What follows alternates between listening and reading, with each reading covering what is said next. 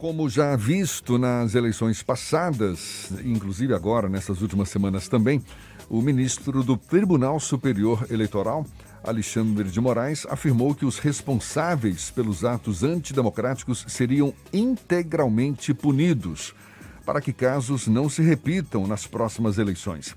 Moraes, que participou da cerimônia de diplomação do presidente eleito Luiz Inácio Lula da Silva na última segunda-feira, disse que a diplomação consiste na lisura do pleito eleitoral e na legitimidade política conferida soberanamente pela maioria do povo brasileiro por meio do voto direto e secreto. Sobre esse enfrentamento do ministro Alexandre de Moraes aos atos antidemocráticos pelo país, a gente conversa agora com o mestre e doutor em Direito Público, Giovanni Peixoto, nosso convidado aqui no Issa Bahia. Um prazer tê-lo aqui com a gente. Muito obrigado por aceitar nosso convite. Bom dia, doutor Giovanni. Bom dia, Jefferson. Bom dia a todos que estão assistindo o programa, né? Issa Bahia, da Tarde FM. É um prazer muito grande poder conversar aqui com vocês. Doutor Giovanni, diante dessa postura de Alexandre de Moraes contra os atos antidemocráticos, resta saber se esses atos deixarão de existir. Qual a sua opinião a respeito? Jefferson, é difícil a gente fazer uma previsão, né? Porque os atos, na verdade, eles são fruto de manifestações da população, né? Então, quanto a população aceitará ou não, né, definitivamente o resultado da eleição, ou o quanto ela pode temer punições que sejam impostas pelo Supremo Tribunal Federal, é difícil a gente dizer, sabe? Eu acho que há uma tendência a uma diminuição a partir do momento em que o novo presidente tomar posse, mas é uma impressão, né? Não tem como a gente afirmar categoricamente se isso ocorrerá ou não. E como o senhor avalia a postura adotada até agora das próprias forças de segurança, tão logo terminaram as eleições, que a gente viu aí vários grupos inconformados com o resultado das eleições, bloqueando estradas, até agora, muitos deles acampados em frente a quartéis do Exército, pedindo a intervenção militar, e pouco se viu do ponto de vista de impedir que esses atos prosseguissem, não é? Especialmente esses que bloquearam estradas durante muito tempo, eles permaneceram, não havia um empenho muito grande da Polícia Rodoviária Federal, por exemplo, para eliminar. Que avaliação o senhor faz dessa postura adotada até então? Jefferson, o que nós estamos vendo, na verdade, né, como eu disse, são manifestações do povo. A Constituição, ela assegura ao povo o direito de se manifestar, né? Manifestações livres. Mas o mote dessa manifestação é que não é compatível com o Estado democrático de direito nem com a nossa Constituição. Porque, veja que o mote desses movimentos é contestar o legítimo resultado de uma eleição livre. Veja, os perdedores impondo que o resultado deva ser mudado, sem nenhum tipo de prova, sem nada que ateste a falta de lisura do procedimento. O procedimento eleitoral, o processo eleitoral foi atestado, certificado, nem quando o próprio governo sugere, ele apresenta nenhum tipo de prova. Né? O parecer institucional que foi apresentado, ele sugere melhorias para o sistema, mas não alega que houve algum tipo de fraude ao processo. Né?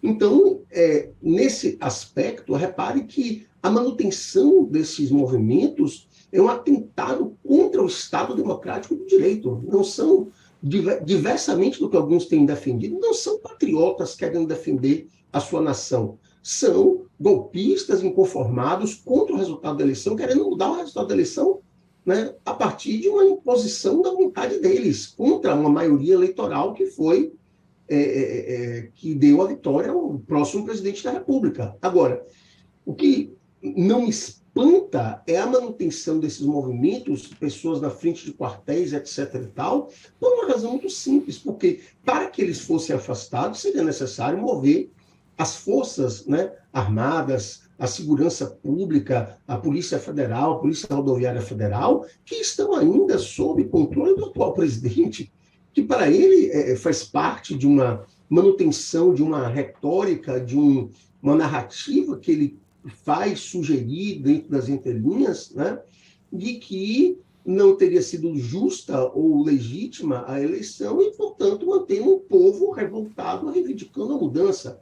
Isso me causa estranheza, né? Não me causa estranheza, me desculpe, porque teria que partir dele a ação para dizer vamos coibir isso. Imagino eu que a partir de 1º de janeiro isso não mais será permitido, porque nós não estamos falando de livres manifestações, nós estamos falando de atentado contra o Estado Democrático, da proposição de atentado contra o Estado Democrático, o que vai de encontro à Constituição e à legislação vigente. Doutor Giovanni, bom dia, está falando Ernesto Marques. Eu queria lhe perguntar primeiro o seguinte: essas manifestações, não vou até abstrair do mérito, porque, afinal de contas, é constitucional o direito de ser mané e de amolar, até certo ponto. Quem quiser assumir essa postura tem todo o direito de ser mané e de ficar amolando aquele que se acha...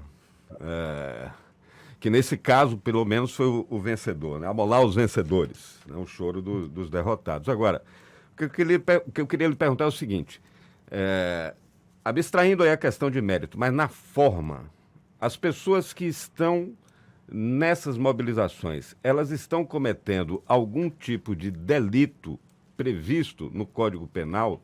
Se sim, quais seriam esses delitos e o que é que pode acontecer com as pessoas, já que o presidente do TSE tem dito que vai ser casca grossa e Xandão está sendo aí o terror dos contestadores dos resultados, né?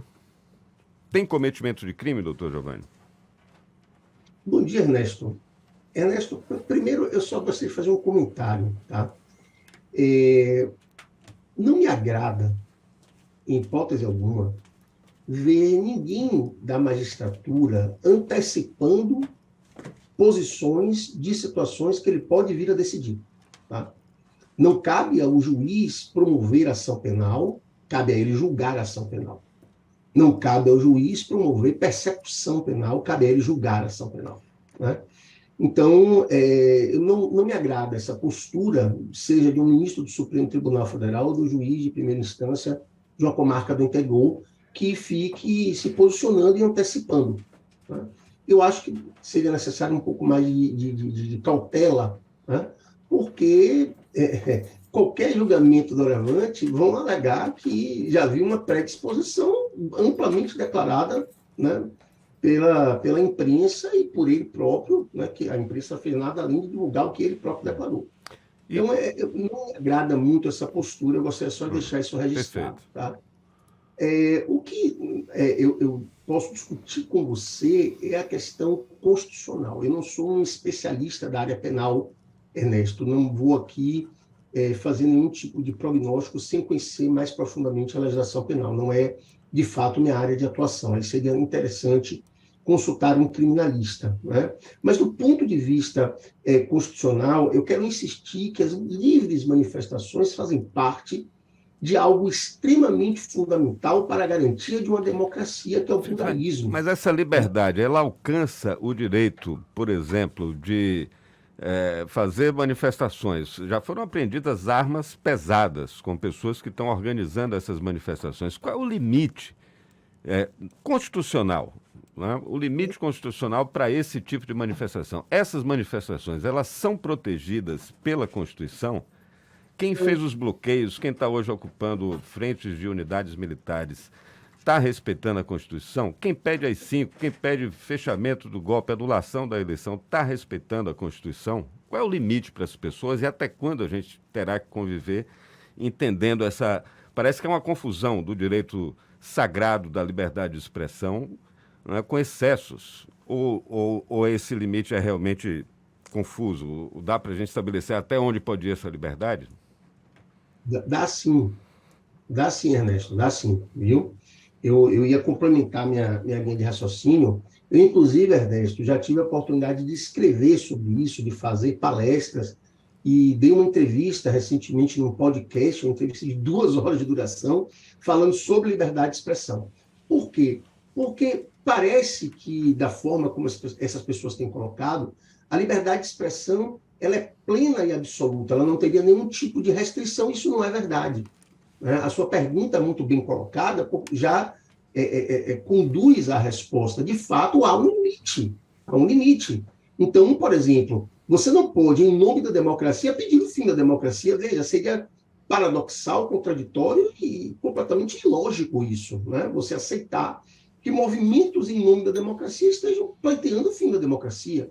Né? Então, por exemplo, essa manutenção dessas pessoas à frente dos quartéis, como eu disse, embora não me cause estranheza, mas eu penso, né, se no início desse ciclo, né, que nós tivemos do atual presidente, pessoas fossem à frente dos quartéis pedir para que ele fosse deposto, pedindo que não se aceitasse o resultado das urnas da eleição passada, o que teria acontecido com essas pessoas? Com certeza elas teriam sido presas por perturbação da ordem pública, por diversos tipos penais que iriam ali imputar às pessoas, né?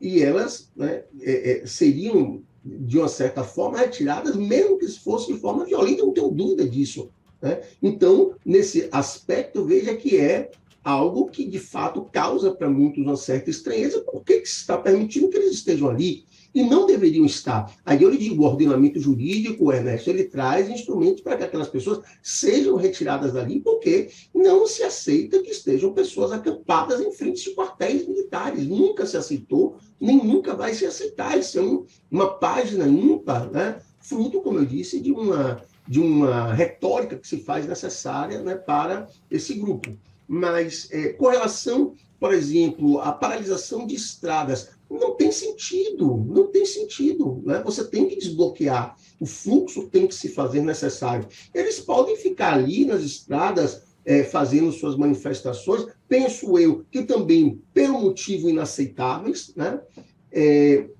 Mas nunca poderiam bloquear porque vamos parar o país. Quer dizer, isso é um atentado contra a democracia. Como ele disse, embora eu não seja um especialista da área penal, eu não tenho dúvida que dentro do sistema jurídico, tanto na esfera do direito penal como na esfera do direito administrativo, nós temos medidas que podem ser utilizadas para impedir isso, para coibir isso, mesmo que não seja com a persecução penal, com a imposição de crimes, né, a imputação de crimes, mas, com certeza, para coibir esse tipo de manifestação que é antidemocrática, vai de encontro ao que temos na nossa Constituição. A liberdade de expressão é importante, como eu comecei a responder, né, anteriormente, garantindo com isso o pluralismo político e uma democracia verdadeira, mas há um limite. A democracia ela não pode, como eu já escrevi, aceitar que você, democraticamente, defende o seu próprio fim, a sua própria morte. Né? Embora alguns achem que a liberdade de expressão tem que chegar a esse ponto, mas veja que você admitir liberdade de expressão, por exemplo, Ernesto, fazendo um paralelo aqui, guardadas as devidas proporções, uma liberdade de expressão que defende atos racistas, você não pode ter isso. O racismo não é aceitável, né? Nenhum tipo de discriminação é aceitável de acordo com a Constituição Federal. Então, você não pode ter, mas isso é minha liberdade de expressão, eu tenho um direito. Não, não há um direito de ser racista, não há um direito de ser antidemocrático. O direito de ser antidemocrático não é um direito, ele surge de um rompimento de uma ordem democrática para a imposição de um governo autoritário. Né? Então, há sim, Ernesto, com certeza limites, e não tenha dúvida que você tem mecanismos jurídicos para coibir, né, para coibir. Eu só vou continuar devendo para vocês a resposta no âmbito penal, porque, como disse, não sou um especialista, e aí, com certeza, teria que entender com uma maior minúcia qual seria o crime especificamente. Mas, do ponto de vista de medidas coercitivas, administrativas, para você proibir isso, sim, elas existem. Elas estão tuteladas pelo nosso ordenamento jurídico. Ou seja, a lei é clara, por mais que haja uma linha tênue, como muita gente alega, não é? Que separa o que é legal do que é ilegal, acho que dá sim, perfeitamente, concordo com o senhor, perfeitamente possível identificar aquilo que extrapola, não é, os limites do que se defende na Constituição. Mestre e doutor em Direito Público, Giovanni Peixoto, muito obrigado pela sua disponibilidade, pela atenção dada aos nossos ouvintes. Bom dia e até uma próxima, então. Muito obrigado pelo espaço, pela oportunidade. Estamos sempre à disposição quando precisarem, né, esclarecer alguma questão de natureza constitucional, né, podem contar comigo. Muito obrigado, Jefferson. Muito obrigado, Ernesto. E um bom dia para todos e todas. Igualmente, um abraço. Agora, 8h47 na Tarde FM.